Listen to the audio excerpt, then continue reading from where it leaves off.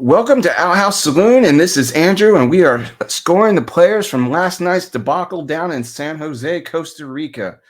You'll notice Joey is not with me tonight. He is sick. He has sent me some notes. So where he scores the players, I'll note that and try to read his thoughts. So let's get to it. First, I'd like to acknowledge the man of the match, Navis from Costa Rica. He started this match off great with two saves, one in the 8th minute. Shot of Miles Robinson and a second Pepe shot in the 13th minute. I believe this set the tone for Costa Rica. If either of these shots would have went in, this game could have been completely different.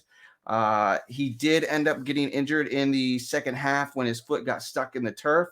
He ended up getting subbed off in the 79th minute. Hopefully he's okay, but tonight showed he is still a world-class goalkeeper. So with that out of the way, let's get on to the U.S. men's national team.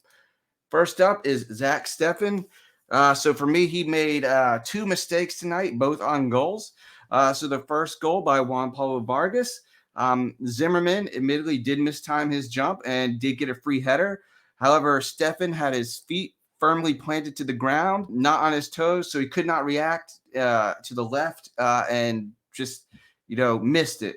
I believe, if he wouldn't feet was in quicksand, he could have been able to stop this shot. So I don't blame it completely on him. I do think Zimmerman is also at fault. And for the second goal, it started up in the buildup when he came out to catch the ball. He did not catch the ball. It went right through his gloves. Admittedly, he did recover, made a wonderful save. However, went back out to Costa Rica. He tried to recover.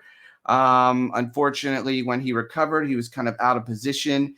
And Costa Rica, found Contreras because Anthony Robinson had no idea where he was. Free goal. So in the end, I think if he had to do it over again, he probably punches that ball out. If he punched it away, that whole sequence of events likely wouldn't happen, and the second goal would not have been scored. So that's why I gave him a 5 out of 10. So the next player to be rated is Anthony Robinson. This was rated by Joey as a 4 out of 10. Pretty harsh. However, he had a good first half. His second half was horrific. As Joey noted, this is pathetic, normally reliable going forward, but let us down in every way in the second half.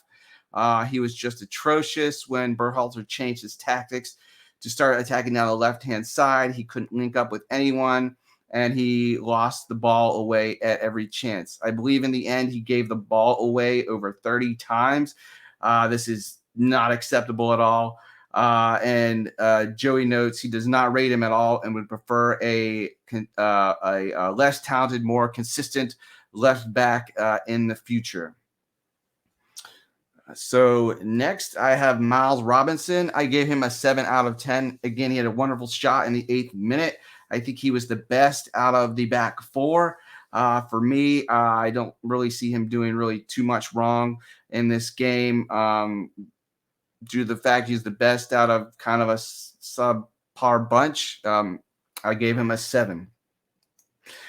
Next, I have Walker Zimmerman, the captain for tonight. I gave him a 6 out of 10. I thought he was pretty okay. Unfortunately, for the first goal from Vargas, he did mistime his jump, leading to the free header. So he needs to do better on that. Other than that, he also had the most touches of the game. Beyond letting the free header, I thought he was okay. I docked him just due to the fact that his mistake led to a goal. Again, Steffen was also at fault with that goal, but Zimmerman could have done better in that situation. So next up, we have the starting right back. Joey rated Deandre Yedlin a 7 out of 10 for tonight. He was surprised pleasantly with his play, especially with his link up with Way down the right side. We both thought that was working and the tactics working in the first half. He wishes he would have stayed on the field and continued attacking down the right side. You could tell he was playing for his national team spot tonight and really can't fault him for that. it was, we'll come on to Tyler Adams, but it was good to see Adams come when there was Yedlin was overlapping. Adams would come back and be in defense.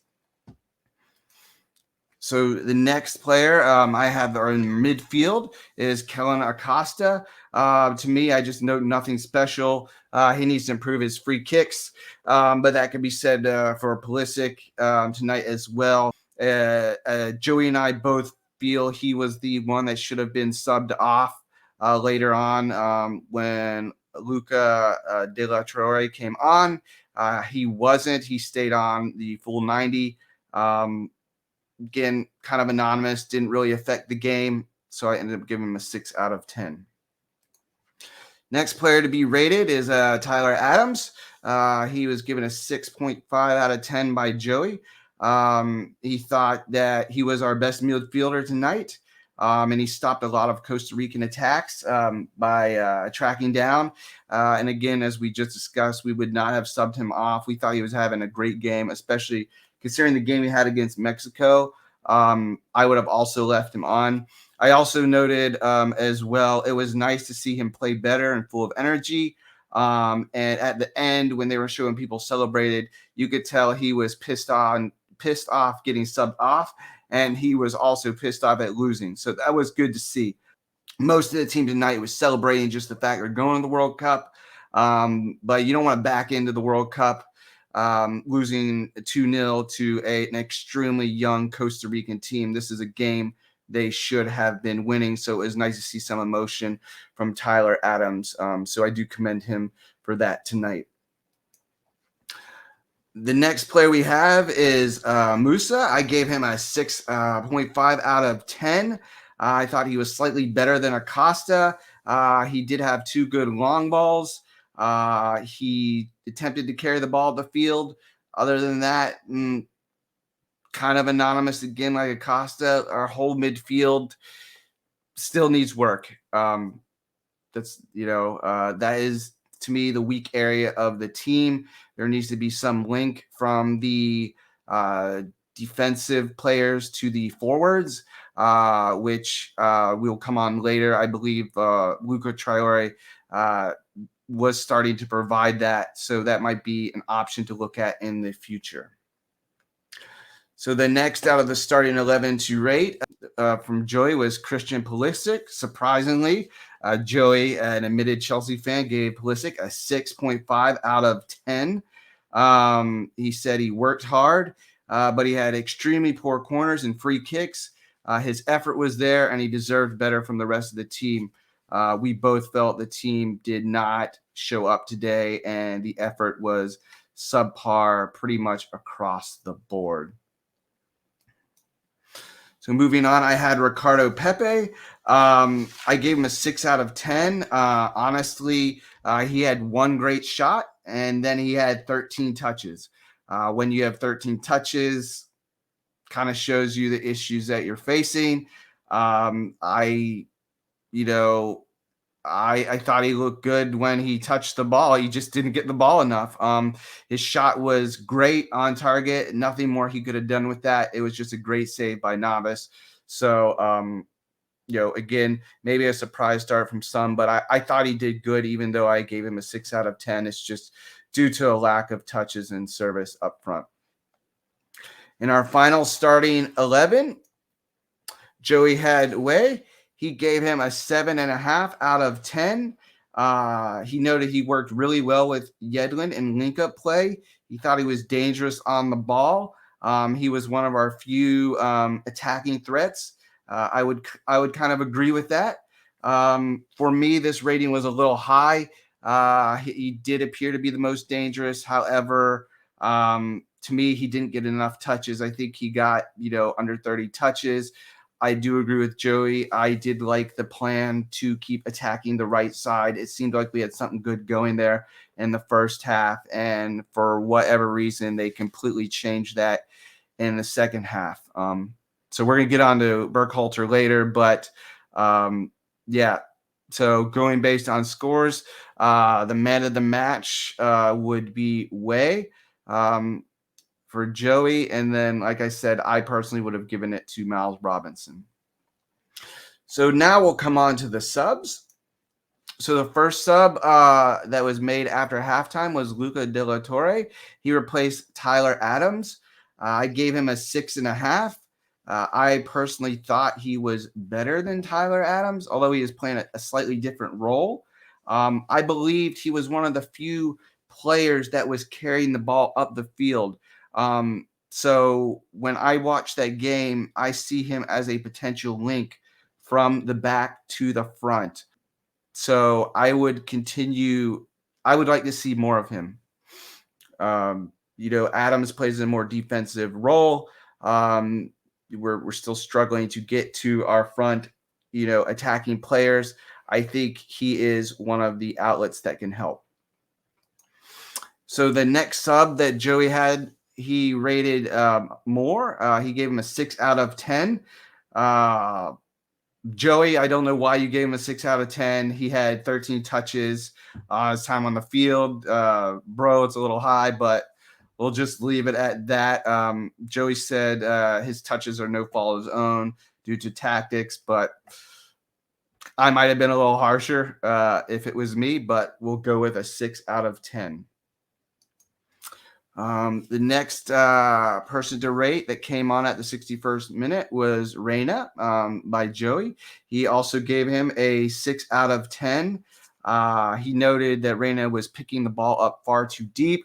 The players were giving it to him in a too deep position for him to be attacking. He feels, along with Politic, the team let him down. One thing I will note about Reyna that annoyed me at the end of the game is even though we were, is the 89th ticking over to the 90th minute, we had a corner. He literally wasted a minute going to take that corner. No effort whatsoever to try to take the corner, to put a ball in, to potentially get a goal. 2-1, you still have 4 minutes. Could have done something with it. Again, you're still going to World Cup regardless, but you need to try to win this game, get a result for confidence. Again, it just seems like everyone gave up there. So that was disappointing for me to see, especially for such, a player I consider to be, potentially the future of the U.S. men's national team. So I would have liked to see more for him.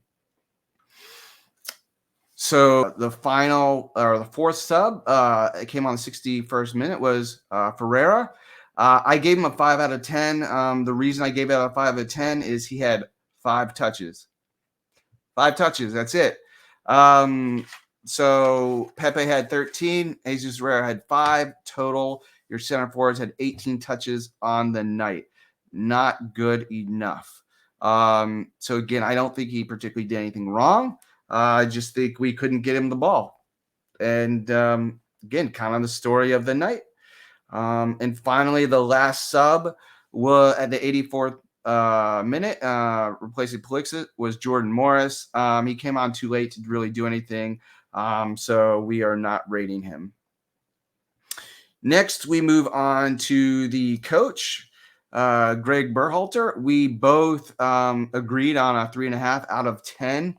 For some, this may be a little harsh. We thought the starting lineup was okay, but we really, where we really ding him was how the team came out and performed. They didn't seem to be up from it from the very first whistle. They seem to be lackadaisical, just happy to be there. Maybe taking a vacation to Costa Rica. As I tweeted out, if you're going to give that effort, you might as well just forfeit the game. I mean, why show up? Very disappointing. And another thing that Joey and I really were just kind of confused is the tactical change at halftime. We were really exploiting the right-hand side of the field, and all of a sudden they switch it off to the left. I don't know what he saw or the coaching staff saw, but the right side was working with Yedlin and Way. Switching up to the left, I thought really it really exposed Anthony Robinson, unfortunately, and he did not, as noted by Joey's ranking, did not have a great night. So That's why I gave him a 3.5 out of 10. Needs to do better. We cannot take games off as a team. You do that, you will be out of the group stage, and you won't even make it to the round of 16. So this was not a great performance. U.S. men's team had everything to play for. First win in Costa Rica, playing an inexperienced Costa Rican team, as noted on our live stream. If you take Novice and their center back out, the average age of this team was 21. Very little experience, mostly Costa Rican league players. And then, at the end of the day, you couldn't score on them. And then Novice was even out for, the last, 15 minutes of the game, and you were playing their backup keeper. You couldn't even test him. Not good enough. Not good enough. Not good enough. Not good enough. So to me, there is serious questions to be asked of this team going into Qatar. Finally, as you know, we do rank the officiating crew. I'm a big proponent of checking them.